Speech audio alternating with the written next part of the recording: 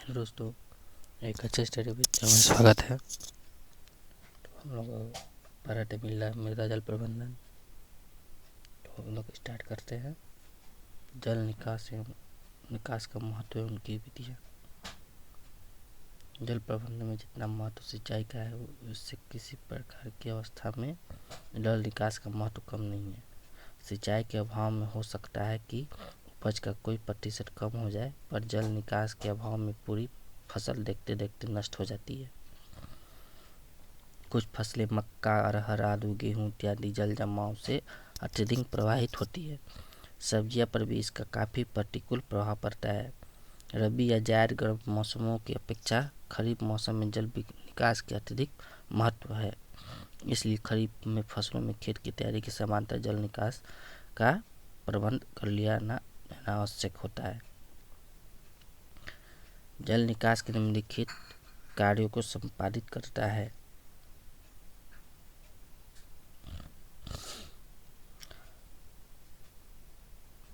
पहला है जड़ क्षेत्र की मिट्टी को दीर्घ रंध्रों को जल के निकासित उनमें वायु स्थापित कोशिकीय शोषण को व्यवस्थित करता है। पौधों को जड़ों में विकास की गति तीव्र अत्यधिक पोषक तत्वों का ग्रहण।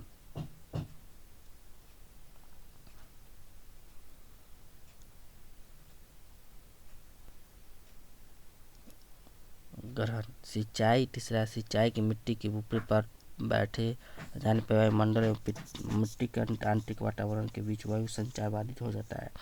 जल निकास का कोई गुड़ाई का मार्ग प्रदर्शन इस स्थिति में मुक्ति दिलाता है। चौथा है वायुमंडल। जब वायुमंडल मिट्टी के बीच वायु संचार बाधित होता है तो उनके अपेक्षित अवांछित गैस व carbon monoxide, sulphur dioxide, hydrogen sulphide इत्यादि जड़ क्षेत्र जमा होने लगती है, जो पौधों को क्षति पहुंचाती है। जल निकास इस परिस्थिति को दूर करता है। पांचवा है जल जमाव में मिट्टी ऑक्सीजन की कमी के कारण रेडिएटेड जोन बनाता है, जो नाइट्रोजन की गैसीय क्षति के कारण होता है। छठा है रिश्ता। जल अपने मिट्टी के लवणों को घुल निचली स्तरों पर पहुंचा देता है, फलस्वरूप खेती योग्य ऊपरी परतें असर बना नहीं पाती है। जल जमाव मिट्टी के पीएच को बढ़ाकर असर क्षारीय बनाता है। उच्च जल निकास की समस्या निवारक है।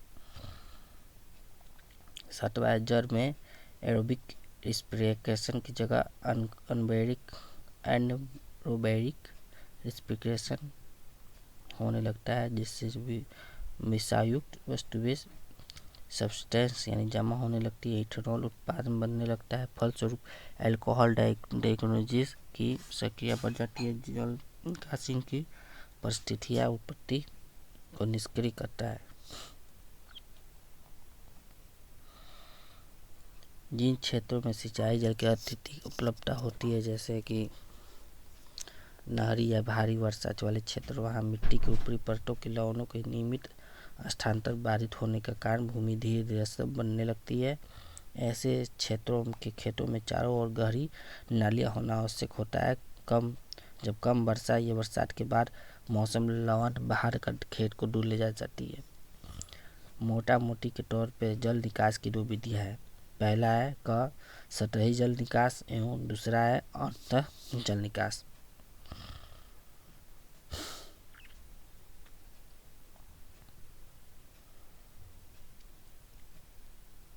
सतही जल निकास यह सबसे आसान तरीका है। फसल बुआई के साथ ही जल निकास की व्यवस्था सुनिश्चित कर ली जाती है। समय समय पर विशेषतः वर्षा के बाद सिंचाई नालियों को साफ करते रहना होता है।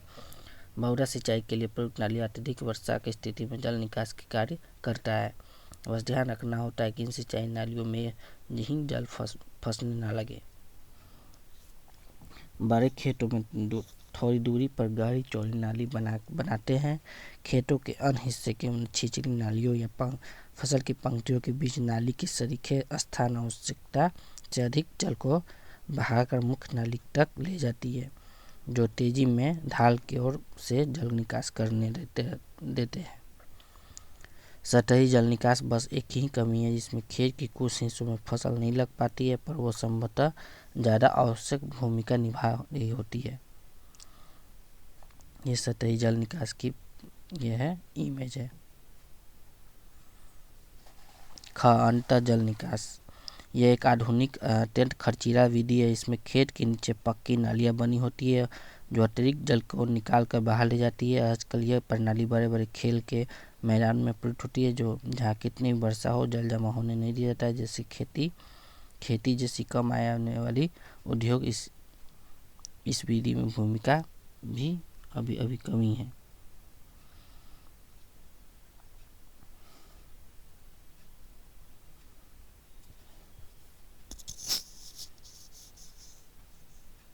ये फोटो है। समस्त ग्रसित मिट्टियाँ एवं उनके प्रबंधन। भारत एक कृषि प्रधान देश है। लगभग 78% जनसंख्या जीवन निर्वाह कृषि पर आधारित है।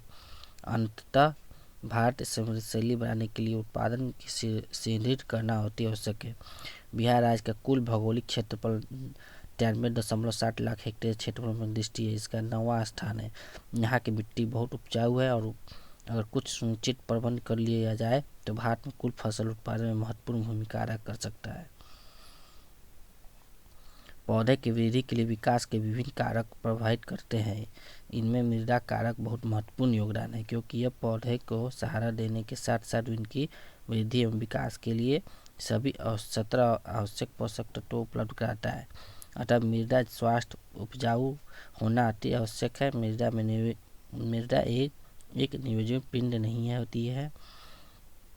मृदा में जीवन होता है। मृदा सजीव जगत के पौधे के जड़े केंचुए सूक्ष्मजीव इत्यादि होते हैं। प्रति ग्राम मृदा सूक्ष्मजीवों की संख्या अरबों में होती है। सूक्ष्मजीवों को उपस्थिति में सीधा संबंध मृदा स्वास्थ्य में उपस्थित जीवांश के निर्भर करता है, क्योंकि सूक्ष्मजीवों का जीवन कार्बनिक पदार्थ पर निर्भर करता है। अतः किसान भाइयों से किसी तरह जैसे खादी खाद, कंपोस्ट, जैविक खाद, वर्मी कंपोस्ट, कार्बन अवशेष इत्यादि डालकर मृदा में जीवांश स्तर को बनाए रखना चाहिए।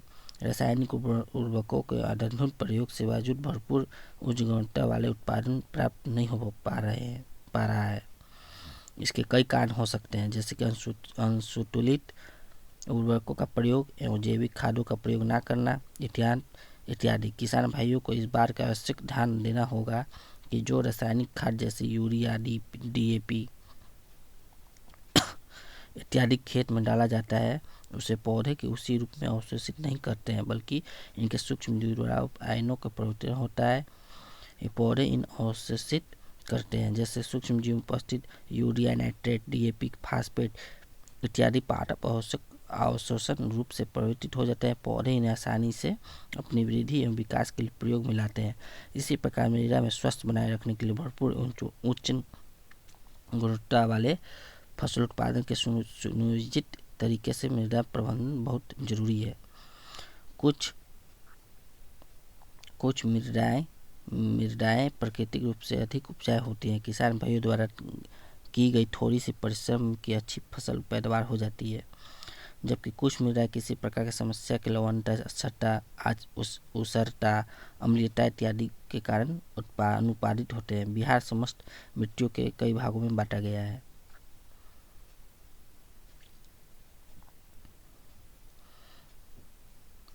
मिट्टी के प्रकार: अम्लीय, क्षारीय, टाला क्षेत्र, तैडियरा क्षेत्र। सब में इसका लिखा हुआ है क्षेत्र। 0.02 है, 3.20 है, 1.00 है, 9.30 है।